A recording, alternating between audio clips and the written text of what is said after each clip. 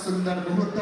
उपस्थित अतिथि मानक आम स्वागत संबर्धना ज्ञापन उत्सव रूप नहीं पारि न था मुझे समस्त को हार्दिक स्वागत जनाऊँ मोर जिलार अति प्रिय सांबादिक बंधु मानू एवं एठी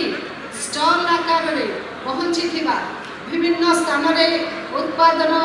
कर स्वयं सहायक गोष्ठीर भौणी मैंने कार्य संपूर्ण हो सारी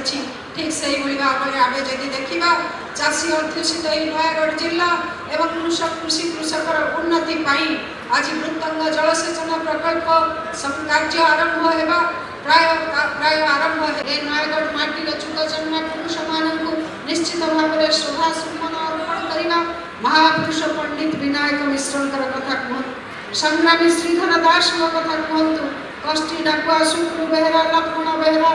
लक्ष्मण महारणा शहीद रघु दिवाकर एवं अर्जुन राउत ये अनेक आमर चिर नमस्य प्रदर्शित मार्ग आम निश्चित भाव